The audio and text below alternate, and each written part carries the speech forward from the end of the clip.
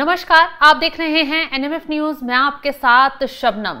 रूस और यूक्रेन का युद्ध रुक जाए उसके लिए डोनाल्ड ट्रंप लगातार कोशिश कर रहे हैं और पुतिन को झुकाने की लगातार नई नई धमकी दे रहे हैं। ऐसे में पुतिन मानने के लिए तैयार नहीं है और अब ट्रंप ही नहीं, नाटो चीफ की तरफ से भी रूस के साथ साथ उसके साथ व्यापार करने वाले भारत, चीन को भी धमकी दी गई। साफ साफ कहा गया कि ये लोग अगर रूस के साथ व्यापार बंद नहीं करेंगे तो इन पर 100% प्रतिबंध लगा दिए जाएंगे और अमेरिका की तरफ से कहा गया कि भारी टैरिफ लगा दिया जाएगा। अब ऐसे में जो दादागिरी ट्रंप दिखा रहे हैं, अमेरिका और नाटो देश दिखा रहे हैं, उसके खिलाफ अब एक रिक गठबंधन बन रहा है जिसमें भारत, चीन, रूस तीनों मिलकर हो सकता है अब दुनिया का एक पावर सेंटर बने और दुनिया के जो दादागिरी दिखाने वाले देश हैं उनको सबक सिखाएं। इसी पर चर्चा करेंगे और चर्चा के लिए हमारे साथ जुड़े हुए हैं वरिष्ठ पत्रकार पंकज प्रसून जी। पंकज जी, क्या भारत, चीन, रूस की तिकड़ी क्या दुनिया का नया पावर सेंटर बनेगी? क्या अमेरिका जो दुनिया को टैरिफ बम से दबाने की कोशिश कर रहा है उसकी दादागिरी निकल पाएगी? देखिए, ये नया कॉन्सेप्ट नहीं है। ये नाम दिया गया था 1998 में और 2002 में रूस के जो उप प्रधानमंत्री थे उस वक्त, उन्होंने कहा था कि भारत, रशिया और चाइना को एक साथ आना ही होगा अगर दुनिया को बचाना है अमेरिकी दादागिरी से। तब उसके बाद जब अटल जी की सरकार बनी थी तो पहली बैठक भी हुई थी, भारत ने सैद्धांतिक तौर पर इसकी सहमति भी दी थी। लेकिन फिर यूपीए की सरकार आई और यूपीए की सरकार में मनमोहन सिंह, मोंटेक्सी अहलूवालिया, ये सब प्रो अमेरिकन ज्यादा थे। तो इस वजह से ये थोड़ा स्पीड इसका कम हो गया। हालांकि म्यूचुअली जो एक बिंदु जहां पे सारे लोग ग्लोबल इश्यूज पे अगर तीनों देश एक होते हैं तो तीनों मिलकर आवाज उठाते थे। लेकिन फिर कुछ बात आगे नहीं बढ़ी। लेकिन हाल के दिनों में खास करके अभी रशिया यूक्रेन वॉर के बाद और डोनाल्ड ट्रंप के आने के बाद जिस तरह का उनका बिहेवियर है दुनिया के प्रति, किसी को भी टैरिफ को लेकर धमकी दे देना, किसी के साथ भी व्यापार रोक देना, तो दुनिया के बहुत सारे देश परेशान हैं। मैं बार बार एक चीज बोलता हूं ना कि डोनाल्ड ट्रंप ऐसे हैं कि सुबह क्या बोलेंगे और शाम क्या बोलेंगे इसका पता नहीं चलता। इस वजह से अभी सर्गेई लेवरोव जो विदेश मंत्री हैं चीन के, रूस के, उन्होंने कहा कि अब जेन्युइनली वो समय आ गया है कि भारत, रशिया और चाइना ये तीनों मिलके RIC टोक्यो, ट्रोकिया मतलब एक तिकड़ी कह सकते हैं, वो रशियन शब्द है। तो RIC ट्रोकिया के लिए काम करें और इसको ज्यादा ब्रॉडर पर्सपेक्टिव में ये करें। लेकिन चाइना और भारत के तो रिश्ते ठीक नहीं है पंकज जी, सीमा विवाद सुलझ नहीं रहा है। रिश्ते तो किसी भी देश के ठीक नहीं होते। बताइए किसके साथ ठीक है या किसके साथ खराब है? क्या आपका अमेरिका के साथ रिश्ते ठीक है? लेकिन डील की बात तो चल रही है वहां। नहीं तो डील, इसलिए मैं कह रहा हूं कि जरूरी तो नहीं है ना कि बिल्कुल कोई देश ऐसा दुश्मन हो या फिर ऐसा दोस्त हो। कई बार आप देखिए, अच्छा अगर भारत और चाइना के बीच रिश्ते अच्छे नहीं है तो व्यापार रिकॉर्ड गति से क्यों बढ़ रहा है? बढ़ रहा है कि नहीं? बढ़ रहा है। जाके ग्रोथ रेट देखिए इंडिया और चाइना का।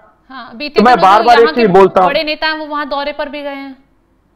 बिल्कुल, अभी देखिए ना, अजीत डोभाल सबसे पहले गए, फिर राजनाथ सिंह गए, फिर एस जयशंकर गए। इतना फ्रिक्वेंटली चाइना का दौरा इतने हाई प्रोफाइल लीडर्स के द्वारा किया जा रहा है, तो कुछ ना कुछ तो कारण होगा ना।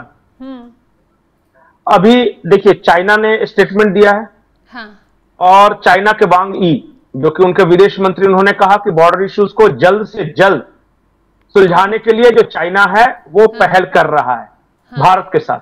उन्होंने कहा कि बॉर्डर का जो इशू इतना बड़ा इशू नहीं है जिसके चलते हम अपने भविष्य की कुर्बानी दे दें। ये चीन की तरफ से कहा गया। तो मैं ये नहीं कह रहा हूं कि अचानक एकदम बिल्कुल स्ट्रेटेजिक पार्टनर हो जाएंगे, ये होगा, लेकिन धीरे धीरे एक एक क्षेत्र में आगे बढ़ते जाएंगे ये तीनों देश। रशिया के साथ तो ना चाइना का प्रॉब्लम है ना इंडिया का प्रॉब्लम है। नहीं है ना दोनों देशों का नहीं है प्रॉब्लम तो चाइना और इंडिया के बीच है। और प्रॉब्लम क्या है? बॉर्डर इश्यूज हैं। यही सब है ना। तो इन सब कोई भी ऐसा इशू नहीं है जिसको सॉल्व नहीं किया जा सकता। आखिर चाइना ने सिक्किम को मान्यता दी ना, दी है कि नहीं? पहले पहले नहीं दे रहा था, लेकिन दिया। और अगर चाइना आज भी अरुणाचल और हमारे दूसरे एरिया को छोड़ दे तो हम तिब्बत को मान्यता दे सकते हैं। ये तो गिव एंड टेक वाली बात है ना। हाँ। तो ये कोई ऐसा इशू नहीं है कि नहीं हो सकता।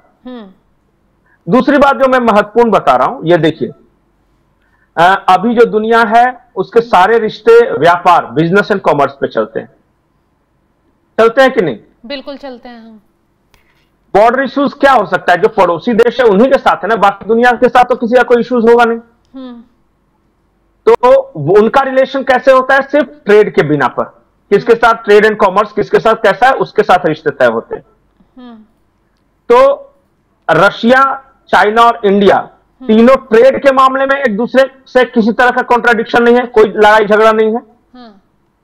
तो जो सबसे मूल इशू है उसे लेकर अगर कोई झगड़ा नहीं है, और चीन को अपनी आदतें सुधारनी है, जो इधर उधर दावा करता फिरता है, पाकिस्तान की अगर मदद करेगा तो कैसे रोकिया बन सकेगा? तो सबसे पहले तो चाइना को पाकिस्तान के साथ अपने रिलेशंस को क्लियर करना होगा, उसके बाद भारत इसमें बढ़ सकता है। बिल्कुल।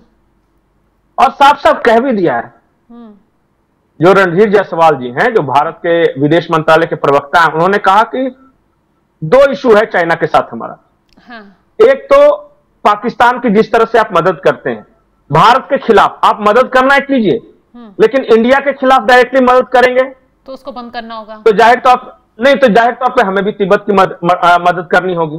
भारत के पास भी तो है ना, कर सकता है। तो इसमें दोनों को नुकसान है। तो उसमें आपको क्लियर करना होगा। और दूसरा क्लियर करना होगा बॉर्डर इश्यूज, कि अरुणाचल पूरा का पूरा हमारा है, सिक्किम आपने कह ही दिया, और जो भी आप इलाकों पे दावा करते हैं, लेह लद्दाख वगैरह, वो सब पहले बंद करना हो। तो अगर इवन पीओके आपको मानना होगा कि भारत का है, तभी ये ट्रोकिया संभव है। और अगर नहीं करेंगे तो ठीक है, जाने दीजिए, आप पे भी टैरिफ लगेगा, अमेरिका लगाएगा। वहां बैठ के साफ साफ ये बातें कही थी ना। देखिए, भारत के तो इश्यूज स्पष्ट हैं। हमारा सिर्फ 3 इशू है चाइना के साथ, पाकिस्तान और उसके आतंकियों को मदद देना बंद कीजिए, पीओके को भारत का हिस्सा मानिए और अपना बॉर्डर इशू सॉल्व कीजिए, बस। उसके बाद आइए ना, फिर तो जिस क्षेत्र में आके हाथ मिलाना है, काम करना है, सहयोग करना है, कीजिए। अगर आप ऐसा नहीं करेंगे, मान लिया कि आप पाकिस्तान की मदद करते रहेंगे, तो आप पाकिस्तान को हथियार देंगे तो हम भी वियतनाम को ब्रह्मोस देंगे, हम भी ताइवान की मदद करेंगे, हम भी मंगोलिया की मदद करेंगे। आपके भी तो दुश्मन 75 हैं। तो जब हम उनको हथियार देंगे, फिर हम भी उससे जवाब देंगे। तभी तो सुशांत शरीर ने जाके यूरोप में ये कह दिया बैठ के कि अगर आप भारत के टुकड़े करने के लिए मंशा रखते हैं तो आपके खुद के भी टुकड़े होने के लिए आपको तैयार रहना होगा। तिब्बत आपका क्षेत्र नहीं है, हम भी बोलेंगे। तो ये तो चाइना को फैसला करना है कि उसको क्या करना है। एक सवाल उसको भारत के साथ रिश्ते अच्छे करने हैं या नहीं करने हैं। बिल्कुल। एक सवाल ये भी है कि रूस और यूक्रेन में युद्ध चल रहा है, ट्रंप उसे रोक नहीं पा रहे, शांति दूत वहां बन नहीं पा रहे, लड़ाई मतलब उनकी दुश्मनी पुतिन से बढ़ रही है क्योंकि पुतिन उनकी बात नहीं मान रहे। तो अमेरिका क्यों इनडायरेक्टली चीन और भारत को निशाना बना रहा है? एक तरफ भारत से व्यापार के लिए हाथ भी बढ़ा रहा है और दूसरे कंधे पर बंदूक रखकर भी चलाने की कोशिश कर रहा है, ऐसा क्यों? नहीं, ये सब धमकी है। वो नाटो को भी पता। अच्छा बताइए, नाटो का चीफ जो है, रेटो क्या नाम है उसका, उसकी क्या औकात है? अगर अमेरिका नाटो की मदद करना बंद कर दे तो वो खुद न्यूजीलैंड का है। और बताइए यूरोप के किस, हाँ अच्छा बताइए, उस यूरोप के किस देश में इतना दम है कि भारत चाइना या रशिया से पंगा ले सके? किसी में औकात है? उनमें से किसी में नहीं। 34 देश मिलाकर भी औकात नहीं है। और 34 देश प्लस अमेरिका मिलाकर भी यूक्रेन को नहीं बचा पा रहे। ये तो उनकी स्थिति है। उन लोगों की आदत है बकवास करने की, और मुझे लगता है कि वो आदमी को अपने औकात से ज्यादा नहीं बोलना चाहिए और अपने पैजामे से बाहर नहीं आना चाहिए। कई भारत पर प्रतिबंध लगा देंगे? भारत पे प्रतिबंध नहीं लगाएंगे। अच्छा, खुद के खाने को बांधे हैं, अमेरिका खुद उन पे टैरिफ लगा रहा है, वो भारत पे क्या लगाएंगे? और वो अच्छा, नाटो का सबसे प्रमुख सदस्य देश कौन है आप बताइए? सबसे बड़ा देश अमेरिका। अमेरिका भारत के साथ ट्रेड डील कर रहा है। उसके बाद सबसे बड़ा देश कौन है नाटो में? उसके बाद है Britain. Britain free trade agreement कर रहा है भारत के साथ, FTA साइन होने वाला है। तीसरा सबसे बड़ा देश कौन है? फ्रांस। फ्रांस भारत के साथ रक्षा डील कर रहा है। हाँ। तो जो बड़े देश हैं, जो ताकतवर हैं, जिनकी थोड़ी बहुत औकात है, वो तो भारत के साथ नेगोशिएट कर रहे हैं। और ये अंजू पंजू लंडू ये सब, इन लोगों का क्या मतलब है? बैठ के कोट टाई पहन के कुछ भी बकवास करते रहे, भारत क्यों सुनेगा? लेकिन एक बोलने से तो किसी को कोई रोक नहीं सकता। एक कदम उठाएगा तो बाकी को मानना पड़ेगा। अरे पहले तो नाटो देशों पर खुद अमेरिका प्रतिबंध, मैं टैरिफ लगा रहा है, प्रतिबंध टैरिफ लगा रहा है। हाँ। कनाडा पे लगा दिया ना। हाँ। वो भी तो नाटो सदस्य था, क्या कर लिया कनाडा? कुछ नहीं। रोज तो बेइज्जत कर रहे हैं ट्रंप। कनाडा को कह रहे हैं कि तुम मेरा 51वां राज्य बन जाओ। इससे ज्यादा बेइज्जती क्या हो सकती है कि भारत जाके पाकिस्तान के प्रधानमंत्री को यह कह दे कि तुम हमारा एक राज्य बन जाओ। उसी तरह कहा ना। हाँ बिल्कुल। तो बेइज्जत तो ट्रंप रोज कर रहे हैं उन लोगों की।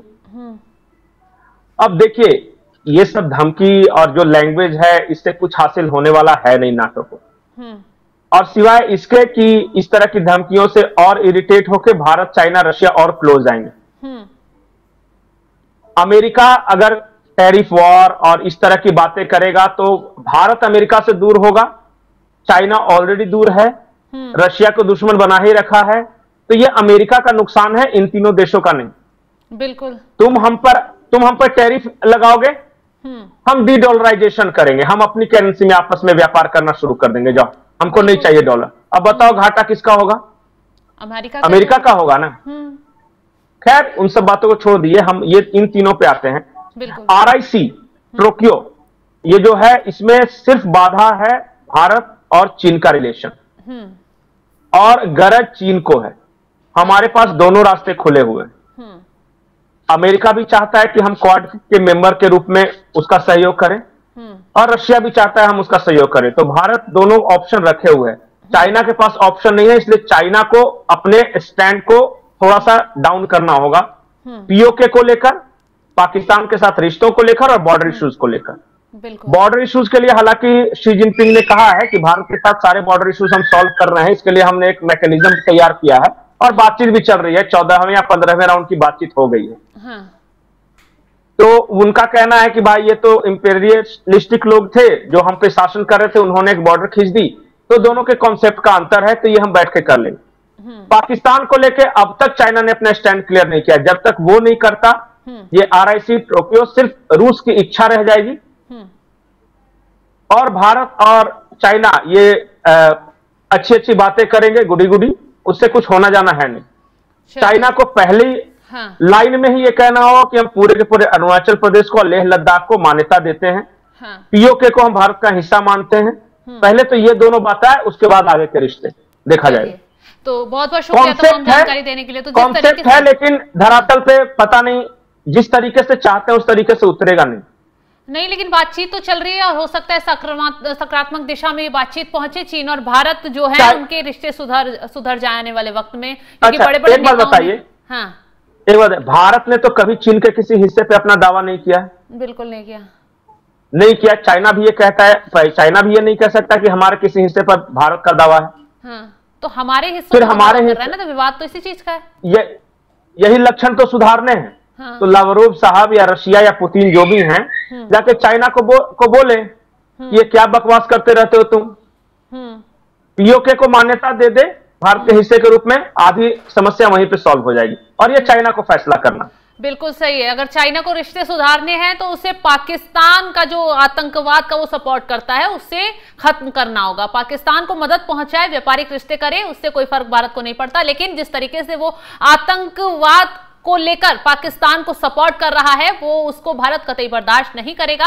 और रही बात अमेरिका की, जो रूस के जरिए भारत और चीन को धमकाने की कोशिश कर रहा है, हालांकि अगर रूस, चीन और भारत सभी बातों पर मान जाते हैं, एक साथ आ जाते हैं, तो अमेरिका और जो नाटो के चीफ जो धमकी दे रहे हैं, वो दादागिरी रखी रह जाएगी। फिलहाल आगे क्या समीकरण बनता है, कैसे कौन देश किस पर भारी पड़ता है, ये देखने वाली बात होगी। इस खबर को लेकर आप क्या राय रखते हैं, कमेंट बॉक्स में अपनी राय जरूर बताइएगा, और तमाम खबरों की अपडेट के लिए आप हमारे साथ बने रहें। नमस्कार।